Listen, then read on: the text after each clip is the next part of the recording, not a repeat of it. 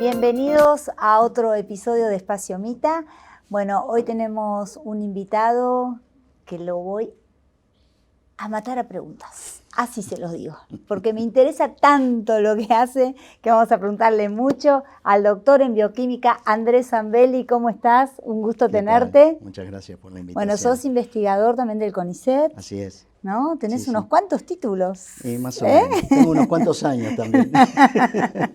Bueno, pero la verdad que me interesa tanto lo que haces, me gusta mucho. Vamos a hablar de aceites. Sí, ¿cómo no? De aceites. ¿Qué es el aceite alto oleico? Bueno, para empezar, los aceites, vamos a hablar de los aceites vegetales fundamentalmente, sí, porque las fuentes de materia grasa pueden ser diversas, de animales, fuentes animales o vegetales. Si nos referimos a los aceites, vamos a hablar de aceites de origen vegetal. Y los aceites están constituidos fundamentalmente por un tipo de molécula que se llama triglicéridos, y esos triglicéridos tienen ácidos grasos, que son los componentes que van distinguiendo los distintos aceites. Y cuando hablamos de un aceite alto oleico, estamos hablando de un aceite que dentro de los ácidos grasos que forman parte de su composición, el ácido oleico es el que prevalece, es el que está mayoritariamente en la composición de ese aceite. ¿Y en qué se diferencia y cuáles son las características con otro aceite? Bien.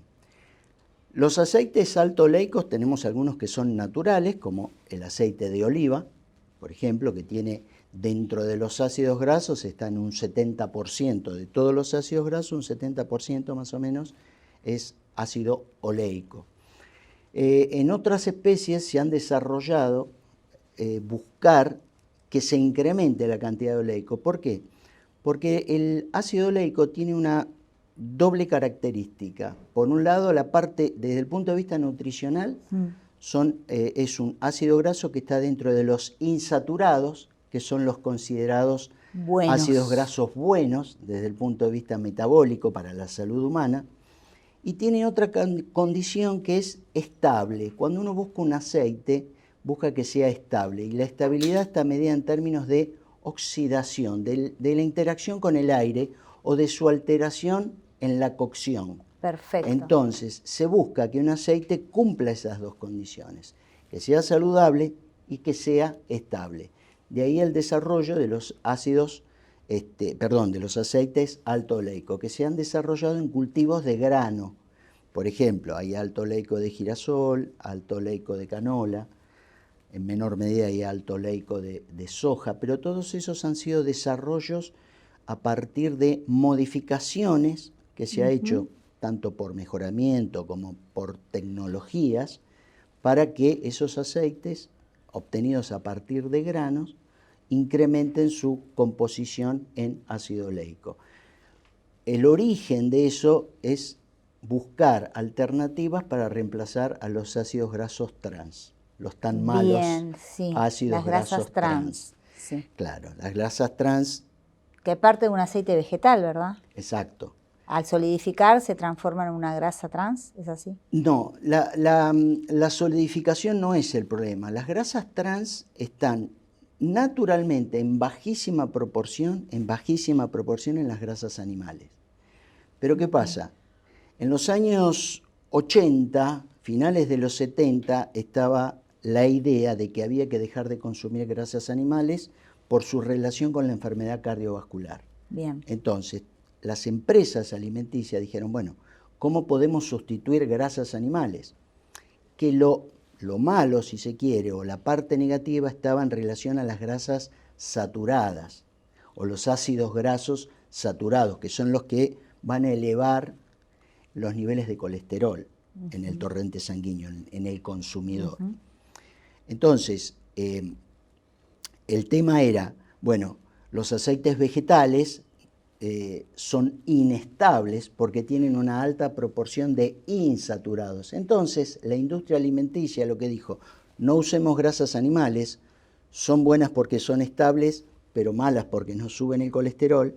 Entonces lo que se hizo fue un proceso industrial de modificar el aceite vegetal por lo que se llama deshidrogenación.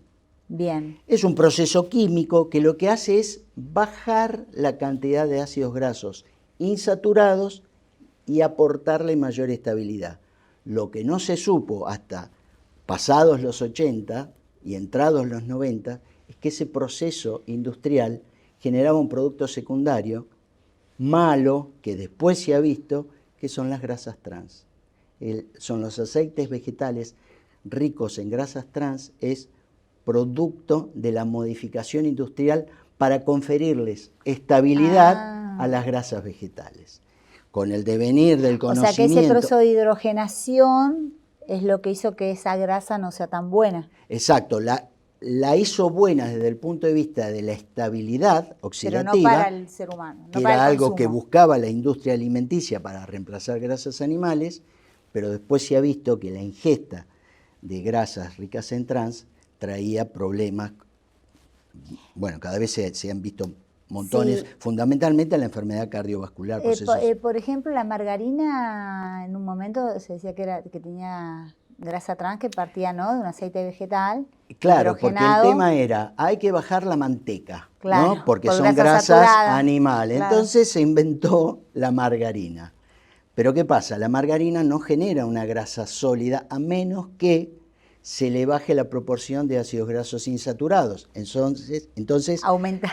se fue a la deshidrogenación, se aumentó la solidez de la grasa, pero aparecieron los trans. Claro. Entonces, comer margarina con grasas trans No es buen mala. negocio. Hoy en día las margarinas ya no se fabrican, por lo menos en Argentina, porque hubo toda una movida internacional respecto de cómo manejar el tema de los trans.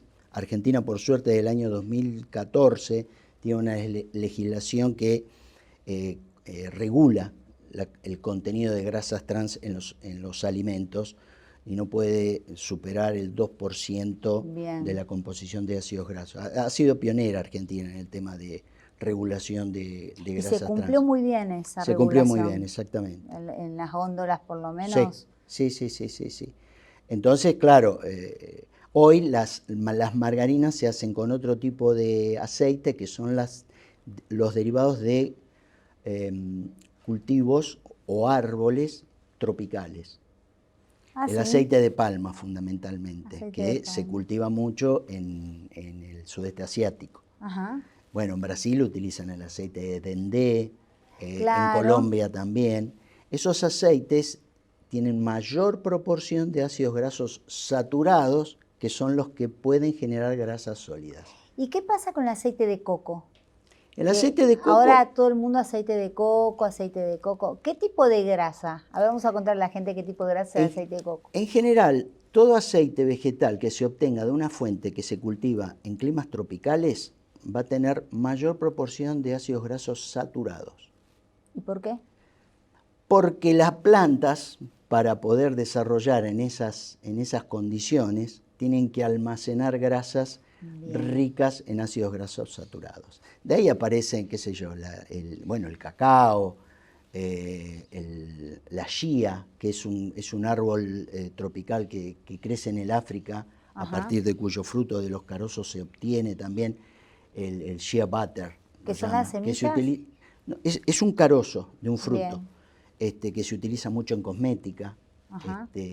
Digamos que todas las grasas, acá viene un punto, grasas y aceites es una denominación que en rigor hablamos de aceite cuando la fuente lipídica es líquida a temperatura ambiente. Bien. Y grasa cuando es sólida a temperatura ambiente. Okay. Entonces, los aceites vegetales de cultivos tropicales en general son ricos en saturados y eso les confiere la posibilidad de generar grasas duras, necesarias para la elaboración de distintos alimentos. Y a nivel, por ejemplo, del consumidor, ¿no? Si tiene que elegir un aceite de oliva, un aceite de canola, un aceite de coco. ¿Con qué, o sea, qué parámetro utilizaría para poder elegir la que le hace bien? Porque el aceite de coco, la gente dice, es buenísimo el aceite de coco. Pero es así para la salud, porque esa grasa saturada que contiene no es mala. Viniendo, digo, del árbol, ¿no? Hay mucha controversia. Las grasas saturadas, en general, son las que producen los incrementos en los niveles de colesterol, generan procesos inflamatorios, hay propensión a lo que se llama síndrome metabólico, Claro. o sea, una serie de alteraciones en la salud. Por eso los ácidos grasos saturados, en general, no son muy recomendables para su ingesta.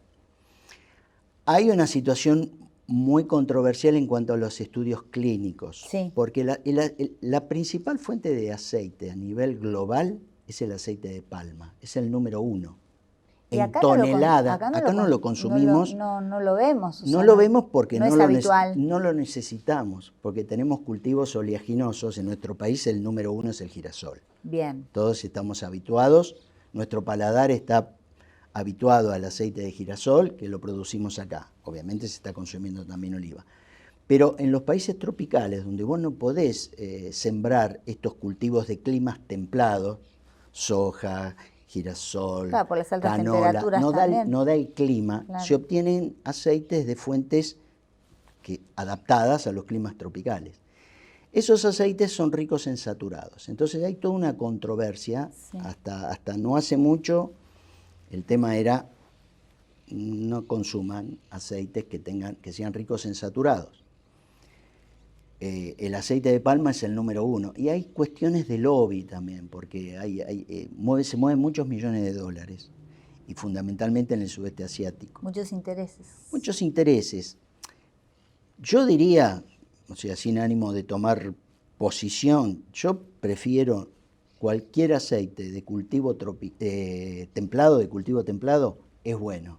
Un aceite de maíz, un aceite de girasol, un aceite de canola. ¿De dónde viene la canola? La canola es una derivación de un cultivo que se llama colza. La colza es una crucífera, es un pariente del brócoli, del coliflor, repollo. Exactamente, que por selección, por trabajo de mejoramiento y selección, se ha derivado en la colza, y después a la colza lo que se buscó fue bajarle la proporción de un ácido graso que se llama erúsico, que no es bueno para la salud, y se derivó en la canola. O sea, la canola es una derivación por mejoramiento de la colza, y que fue desarrollado en Canadá. ¿Pero es la misma planta? Es la misma planta, con algunas modificaciones, no modificaciones genéticas en términos de transgénico, porque a veces se habla de modificación genética. Sí, como la soja se hablaba, ¿no? Que tiene una transformación transgénica. La soja transgénica tiene modificaciones por biotecnología, claro, ¿no? por herramientas biotecnológicas que le confieren características particulares para su adaptación y su explotación. Sí. Pero en general todos los aceites de cultivos de clima templado son buenos.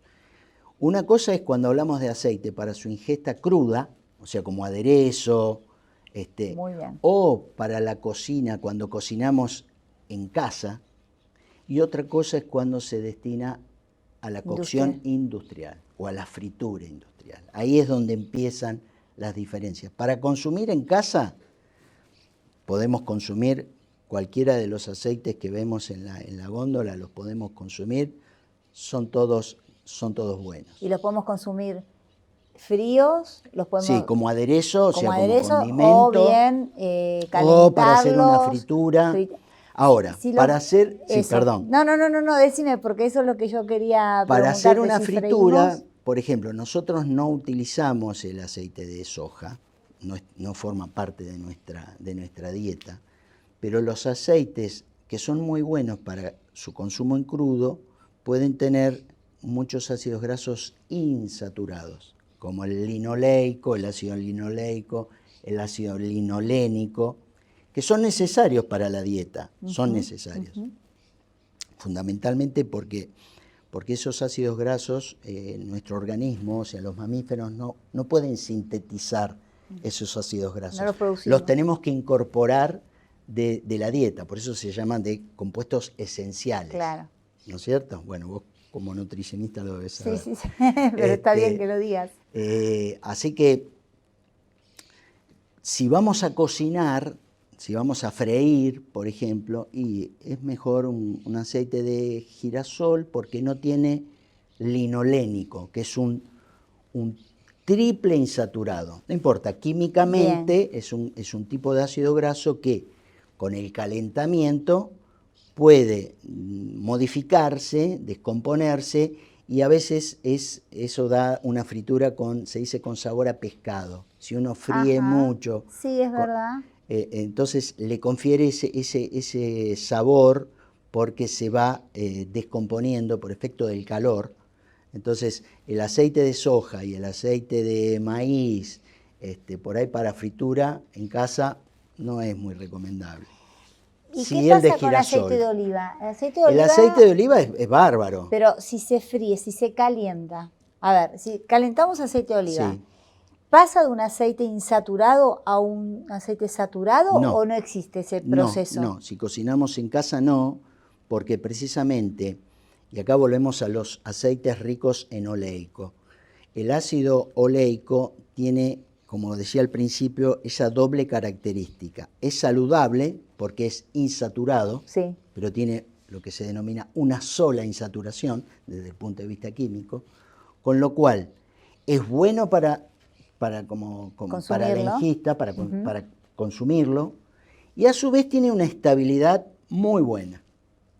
O sea, cumple ese doble propósito. Entonces, ¿el aceite de oliva para freír sirve? Sí, claro que sirve. En nuestro país sería muy caro.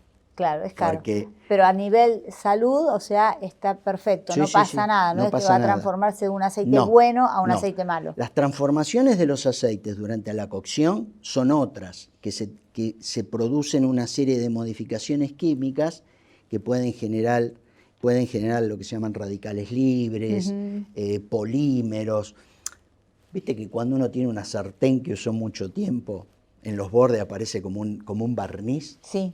Bueno, esos son polímeros que se fueron generan. adhiriendo. Claro, pero si uno cocina mucho con un aceite así, o en un restaurante, por ejemplo, esos polímeros los podemos estar ingiriendo y no son buenos para la salud.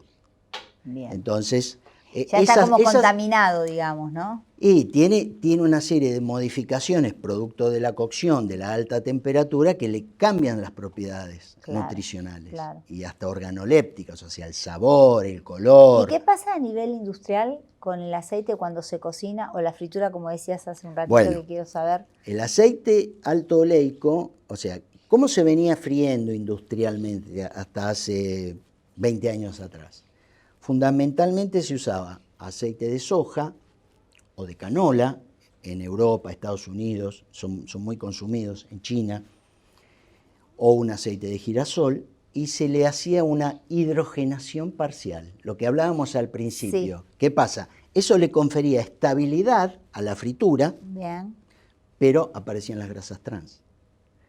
Entonces, la industria dijo, bueno, ¿cómo hacemos esto? Seguimos necesitando un aceite estable, pero que no tenga ácidos grasos trans, que no haya grasas trans. Y ahí es donde se desarrollaron los aceites alto oleico, que tienen esa propiedad de ser estables y mantener su insaturación. Al calor.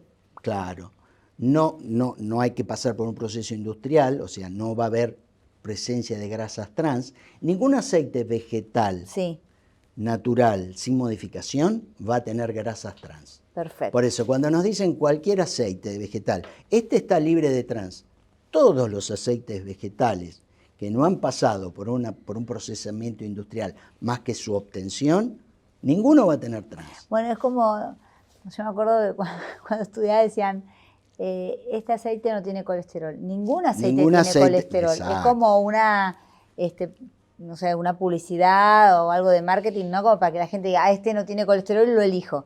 Pero ningún aceite tiene colesterol. Solamente los animales los mamíferos, los Claro. animales superiores y nosotros somos capaces de sintetizar De colesterol. sintetizarlo. Las plantas no sintetizan colesterol porque no lo necesitan. Claro, claro, claro. Son libres de Claro, colesterol. lo que sí, grasas que nosotros podamos ingerir pueden incrementar los niveles de colesterol y ahí entramos con las conjeturas.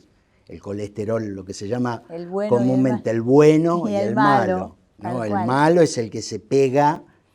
Hay En dos las tipos, no sé si arterias. vale la pena destacarlo, pero Sí, si querés decirlo, hay dos decilo. tipos de colesterol. El colesterol malo, que es el LDL, no importa, y el bueno, que es el HDL. La diferencia está que el LDL se pega, se asocia, tiene receptores a los vasos sanguíneos, o sea, se pega al endotelio, que es el recubrimiento de las venas y de las arterias. Claro. El colesterol bueno, que es el HDL, se almacena en el hígado y se retiene ahí, entonces no trae problemas. Por eso muchas veces cuando nos hacemos un examen clínico, nos hacen el índice, que es la relación entre qué cantidad de colesterol bueno y malo tenemos. Obviamente importa la cantidad de colesterol que tenemos en sangre. El total. El total. Pero a su vez es muy importante saber cuánto es colesterol bueno y cuánto es colesterol Bueno, malo. vos como bioquímico esto lo puedes decir mejor que cualquier persona, porque digo, cuando lees laboratorio, análisis laboratorio, la tendencia es, no importa el colesterol total que tenés, vamos a ver bien las fracciones del bueno y del malo, ¿no? A ver cuál tenés más alto. Después el índice heterogénico que viene de la relación, de la relación, ¿no? En rigor es malo tener mucho colesterol. Claro, ya aunque sea, la relación sea buena, sí. o sea, que haya más bueno que malo, pero tener mucho colesterol también es nocivo. Y bueno, quiero hacer esta pregunta que nos fuimos un poco el aceite, pero Sí. no importa, es grasa también. Cuando una persona tiene colesterol bueno muy alto, conozco mucha gente que tiene Sí. colesterol bueno, pero muy alto. ¿Y el colesterol total alto también? Y el colesterol total alto también. Sí. Pero bajo el colesterol malo. Sí, sí, son situaciones particulares, pero bueno, la recomendación es bajar los niveles de colesterol. Bajar el total. Aunque sea, claro. Bajar el total, Sí, claro, sí, claro. Sí. No soy médico, pero, No, pero me permito dar este consejo. Claro, y sí, por eso te lo pregunto, ¿cómo Sí, no? sí. Claro que sí, claro que sí. Y la tendencia que tenemos acá en Argentina a consumir aceite, ¿qué tipo de aceite vos pensás que se consume más? Dijiste girasol. El girasol. Pero por precio, por sabor. Por todo eso. Fundamentalmente por una cuestión de sabor. O sea, nosotros como consumidores nos acostumbramos y valoramos el aceite de girasol, que es un aceite excelente. Okay. Es muy bueno. Podemos freírla tranquilamente. Podemos freír en casa con un aceite de girasol común, no alto oleico, porque el alto oleico tiene una utilización en la industria. ¿Por qué? Porque en la industria vos no podés estar friendo y cambiar el aceite cada vez que freís algo. O sea, la industria de las papas fritas congeladas o de los snacks, ¿no? Las sí. papas crocantes. Sí. Claro, la industria no puede estar cambiando el aceite todos los Cada días. paquete de papa que vas a... Entonces tienen que generar una situación que sea eficiente desde el punto de vista económico. Entonces, tienen que utilizar un aceite que sea lo más estable posible. Alto oleico. Alto oleico. Las grandes, no vamos a hacer publicidad, pero los mayores productores de papas congeladas, ¿no? Sí, que ya sabemos. abastecen a las cadenas de hamburguesas y que comemos también en casa, sí. utilizan girasol alto oleico. Y en la góndola, cuando uno va a elegir, ¿tenés alto oleico, girasol alto oleico y girasol común? Muy poquito apareció, casi no se ve. Hubo una época que había algunas botellas, habían otras botellas que decían rico en oleico. Lo que pasa que también entra en juego una cuestión del código alimentario, que se define como aceite de girasol. Entonces a veces se daban algunos inconvenientes, porque la composición del aceite, la composición en ácidos grasos de los cultivos, en este caso del girasol, puede fluctuar dependiendo de dónde se lo siembre. Entonces, o de la temperatura a la cual se desarrolló ese cultivo. Y a veces puede suceder que el oleico aumente un poquito, lo cual no es malo. Pero había problemas con el código alimentario. porque decía, la definición de aceite de girasol es un aceite que tenga tan porcentaje de oleico, tal porcentaje de linoleico. Claro. ¿Y qué pasa? A veces había girasoles convencionales, no alto oleico, que por las condiciones en las cuales tenían un poquito más de oleico. Pero naturalmente. Lo cual, naturalmente, Claro, lo cual claro. es bueno, pero escapaba la denominación, entonces tenían no- que mezclarlo. Entonces, eso se resolvió. Igual para el consumidor, digo, habitual, de casa, Sí. no tenemos problema de Ninguno, consumir un ninguno. aceite de girasol, no hace falta que Ninguno, sea alto oleico. ninguno. Y con respecto al aceite de maíz, El aceite de maíz es bueno también. porque el maíz está bastante complejo, ¿no? Como tiene sus pros y sus Lo que contras. pasa es que es caro, va a ser más caro. ¿Por qué? Sencillamente porque de una tonelada de grano de Sí. maíz vas a sacar menos aceite que de una tonelada ¿De girasol? de girasol. El girasol en su composición puede tener hasta un 50% ese aceite del peso del grano. Ah, bien. En cambio, en el maíz va a ser un 20%. Bien. Entonces, tiene otro costo. Lo que sí va a ser menos estable. Pero insisto, para el consumo hogareño, ningún problema. Y a la hora de elegir un aceite, ¿qué tengo que tener en cuenta, por ejemplo? Que sea puro. Que sea un aceite diga puro. puro, Sí. de sí, girasol, sí. puro de maíz. Evitar la mezcla. Ahora, si, Claro, es, evitar la si es mezcla. una marca líder, no hay Y problema en evitar general. la mezcla, ¿por qué decís que no? Y- Porque yo pienso igual, ¿eh? Yo digo, Porque no a veces aceite mezcla. te puede cambiar el sabor, a veces no está claro qué proporción. mezcla? O sea, mal no te va a hacer. Sí. Mal no te va a hacer. De eso partamos de esa premisa. Pero siempre es mejor tener un aceite puro. Puro. Y con respecto a aceite de oliva, ¿cuál es el mejor aceite de oliva? ¿Extra virgen, virgen? Porque Y también el esto extra es- virgen, porque viene de la primer prensada. Bien. Extra virgen es el Siempre más va, puro. y va a ser más caro. Más claro. caro. Y es de primer prensada en frío. Porque cuando se hace la extracción de aceite de oliva, De oliva. se hace un prensado, ahí sale una cantidad de aceite. Después se puede incrementar la temperatura y sacás un poco más. Entonces, siempre la mejor calidad es la primera prensada en frío. En frío a temperatura ambiente, estamos diciendo. Bien. O sea, prensan y a esa Y temperatura. ese es el extra virgen. Ok. Ahora, cuando tenés aceite de oliva virgen o aceite de oliva, Sí. entonces ahí viene se trabaja a temperaturas más altas, no es malo. Pero porque se va prensando más. Se va prensando más y vas extrayendo. Lo que no pudiste sacar apretándolo, lo sacás con calor, Bien. Ok. con agua caliente. Ok. Entonces ya no está Y puro. después se separa, el agua del aceite se separa. Es puro, pero hasta es una cuestión, hasta snob, si se quiere, porque tener un extra virgen, sí, tiene otro sabor. Igual no va a ser perjudicial. No, en Ni que absoluto. sea Puede cambiar extra un o no. poquito el sabor, porque cuando vos haces una segunda extracción Extracción. en caliente, vas a tener aceite, pero pueden venir otras sustancias acompañantes de la misma aceituna. Bien. No es que vamos a estar ingiriendo sustancias tóxicas. Esto me hace acordar similar al vino, ¿no? Sí. Que el vino se va sacando y sacando el Del ollejo. ollejo Sí. y se va prensando, entonces Claro. depende de la calidad también, Tal cual. según la prensa que se le va dando, Tal ¿no? cual, tal Entonces cual, un tal poco el aceite también tiene Sí, tiene un sus mecanismo bemoles. Sí. así. Pero bueno, el aceite de oliva obviamente es un aceite excelente que cada vez vamos consumiendo más, pero lo usamos fundamentalmente como aderezo, Sí. pero no para una fritura, no para freír una milanesa, no porque no se pueda, sino Pero porque es caro. Es caro. Usa un aceite de girasol y Claro. el oliva lo Bueno, usa para... también es una cuestión organoléptica. Hay gente en nuestro país que por ahí el aceite de oliva le resulta fuerte, porque tiene un sabor. Sí. El aceite de girasol está dentro de lo que se llaman Más aceites neutro, neutros. más neutro, De hecho, es claro. un aceite neutro que no aporta Claro. casi sabor. Pero bueno, ahí entra en juego el gusto del consumidor. ¿Y exportamos aceite nosotros? Sí, Sí. sí, mucho aceite de soja, fundamentalmente.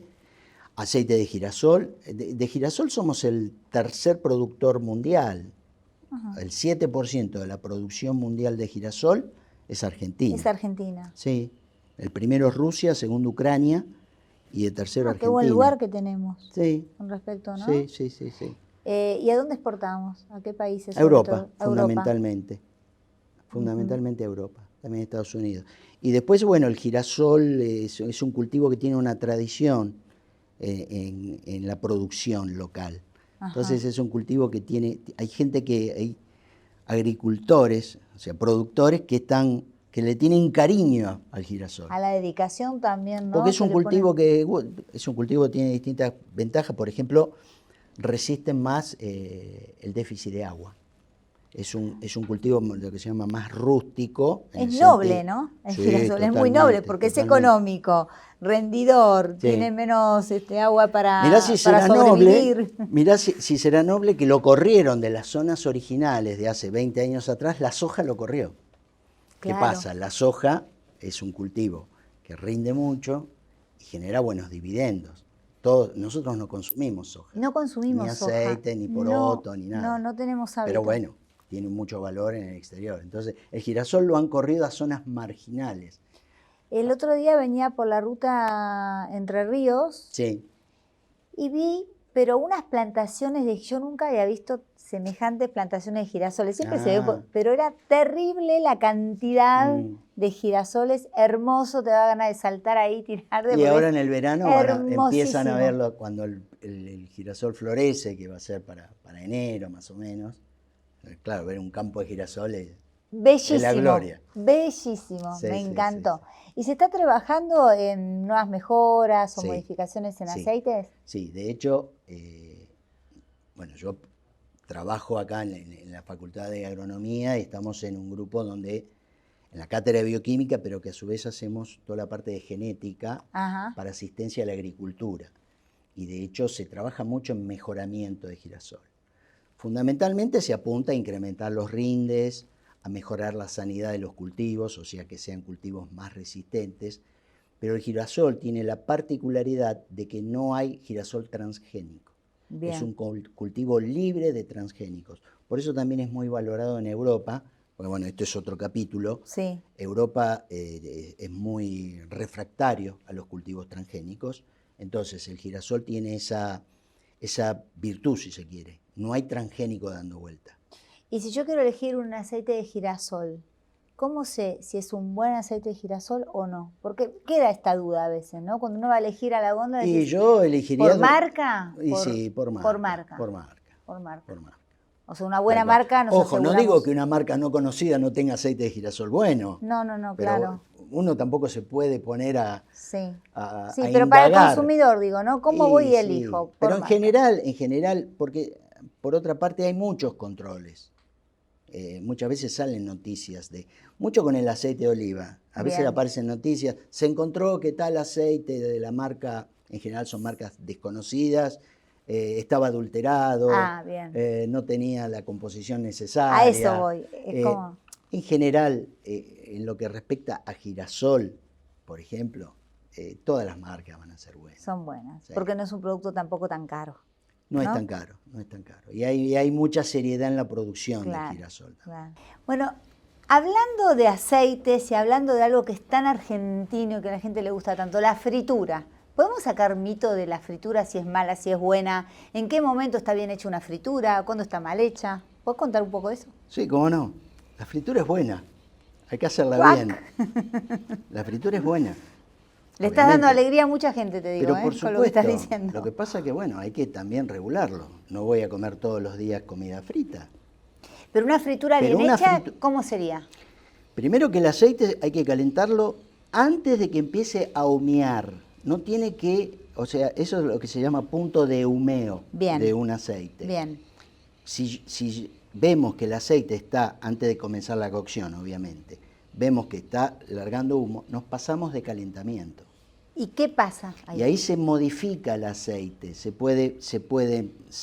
liberan ácidos grasos libres, que aumenta la acidez. Bien. Porque se rompen las moléculas. Las cadenas, digamos. Claro, lo que forma parte del aceite, del triglicérido, se separa y queda glicerol y queda ácido graso, no importa. Sí. Se modifica químicamente, no es que pasa de saturado a insaturado. O sea, un aceite vegetal, para que quede claro, un aceite vegetal, aunque vos lo calientes y pase el punto de humeo, nunca se va a transformar en un aceite saturado. No, Eso no no sucede. Lo que sí van a aparecer sustancias, modificaciones que no son saludables y no son ricas al gusto tampoco. Bien, y si no son saludables, ¿por qué? ¿Cuál es el Porque perjudicial? ¿Por qué? el aceite puede generar polímeros, que es ese barniz que comentaba ok. antes, que puede Sí, aparecer sí. en las sartenes después de mucho uso. Se producen lo que se llaman radicales libres, que son moléculas que tienen un alto poder oxidativo y eso puede favorecer o acelerar Enfermedades. procesos de inflamatorios, envejecimiento celular. No que nos ponemos más viejos, sino que se las entiende. células Sí, se ven alteradas. Entonces, si vamos a freír, tenemos que hacerlo con un aceite nuevo y que no humee. ¿Y el punto húmedo es muy rápido? O sea, cuando Depende- calienta... Depende del aceite. Ahí es donde entra en juego la composición de ácidos grasos. Un aceite alto oleico va a humear a una temperatura más alta que un aceite de maíz, por decírtelo. O sea, cuanto más insaturados Sí, tiene sí. un aceite, los insaturados son buenos, pero y acá viene otro capítulo. A ver. Y porque hay estudios cardiológicos que están mostrando que consumir muchos ácidos grasos insaturados, linoleico y linolénico, es bueno, pero hasta por ahí no más. Porque una vez que lo ingerimos dentro de nuestras células, los ácidos grasos se oxidan. Hay unas enzimas dentro de las lipoxigenasas que generan radicales libres y se ha visto una correlación entre un exceso de consumo de ácidos grasos insaturados. Tomémoslo todo con pinza, no nos persigamos tampoco. Pero Qué difícil que es la alimentación. y la alimentación es muy simple. Hay que comer de todo un poco. Variado. Exacto. Variado. Y ahí incluir la fritura. Y ahí incluir la fritura. Es una cocción muy sana cuando está bien hecha. Ay, me encanta, qué lindo, Andrés, me encanta todo lo que contás. Bueno, me alegro. Hoy ya no tenemos que ir. Bueno, Andrés, te vamos a convocar otro día para seguir hablando. Con gusto. Sabes un Con montón gusto. de todo, me encanta. Y también bueno. de tu investigación, el CONICET, eso también me gustaría hablar. Bueno, cuando quieras. De hecho, muy tenemos un interesante. proyecto en lo que es, te digo esto cortito, Sí, en desarrollo de otros aceites que, bueno, hay empresas que están trabajando en girasoles que sean alto oleico y alto esteárico. El esteárico es un saturado, pero es un saturado bueno. Que lo podemos ingerir y no nos va a hacer daño. Pero eso es algo que está en mucho desarrollo. Bueno, de hecho, yo estoy trabajando con una empresa que hacemos algunas investigaciones, con Advanta, y bueno, ellos han sido precursores porque hubo un acuerdo con el Instituto de la Grasa de España. Ajá. Para generar reemplazos, por ejemplo, del aceite de palma, que en Europa fundamentalmente está siendo regulada su utilización, no tanto por una cuestión de salud, sino por un problema de sustentabilidad. El cultivo de palma está asociado a la deforestación de selvas. Entonces, en Europa están pidiendo certificados de sustentabilidad, que no siempre los tienen, entonces Es complejo. Hay regulaciones gubernamentales que obligan a las empresas alimenticias a que no utilicen tanto aceite de palma por el tema de la sustentabilidad y la conservación. Bueno, estamos avanzando en muchas cosas, Así es, el planeta, el mundo, todos estamos avanzando. Sí, de a poquito. De a poquito. Bueno, Andrés, te agradezco muchísimo. No, por favor, te vamos un a volver gusto. a convocar. Con todo gusto. Bueno, esto fue otro episodio de Espacio Mita. Chao.